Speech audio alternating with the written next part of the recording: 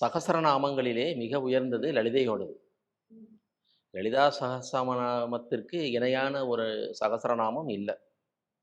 இப்ப விஷ்ணு சஹஸ்ரநாமம், ருத்ரம் சம்மந்தப்பட்டது அந்த மாரிலாம் நெறைய சொல்றோம். லலிதையுடைய சகசரநாமத்துக்கு இணையானதாக எதையுமே சொல்ல முடியாது.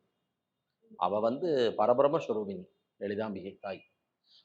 அவளுக்காக சொல்லப்பட்ட அந்த சகஸ்ரநாமம், எந்த ஒரு சகஸ்ரநாமத்தோடும் ஒப்பிட்டு சொல்ல முடியாத தன்மையிலே உயர்ந்தது. அதே மாரி எத்தனை சக்கரங்கள் வைத்து எந்தெந்த தெய்வத்தை வழிபட்டு வந்தாலும், ஸ்ரீ சக்கரத்துக்கு இணையான ஒரு சக்கரம் இந்த உலகத்தில் கிடையாது. சுதர்சன சக்கரம்னு சொல்லுவாங்க, பைரவர் சக்கரம், தாராதேவி, காளிதேவி, கமலாத்மிகா, தசமகா வித்யால உள்ள போனா ஒவ்வொரு தாய்க்கும் ஒரு சக்கரம் இருக்கு. ஆனா மூலம் யாரு? மூல பிரகிருதி யாரு? அன்னை ராஜராஜேஸ்வரி, பராசக்தி, திருகாமேஸ்வரி.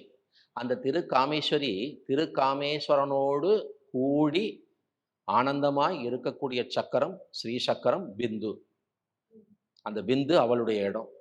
அப்போ அத்தனை தேவர்களும் 30 தேவர்களும் அத்துணை பேரும் அவளுக்கு கட்டுப்பட்டாகும். அந்த ஸ்ரீ சக்கரத்தினுடைய ஒவ்வொரு ஆவரணத்திலும் எத்தனையோ அற்புதமான தேவதைகள் எல்லாம் இருப்பதாக புராணம் சொல்லுது. பிரம்மாண்ட புராணத்துல குறிப்பாக இத பத்தி பேசி வரும் பொழுது, அந்த நவாவரண பூஜைன்னு சொல்லுவோம். நவாவரண பூஜைங்கிறது 3 டைமென்ஷன் ஆஃப் ஸ்ரீ சக்ரா. ஸ்ரீ சக்கரம் என்பது அது சிங்கிளா ஒரு பிளேட்ல எழுதுறது, ஒரு தகட்டுல எழுதுறது. அதோட 3 டைமென்ஷன்ல எடுத்தீங்கன்னா, அது நவாவரணம்.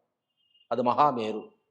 அப்ப மகாமேரு பண்ணி வரும்போது, ஒவ்வொரு ஆவரணத்தை சுற்றியும் ஏராளமான தேவதைகள்.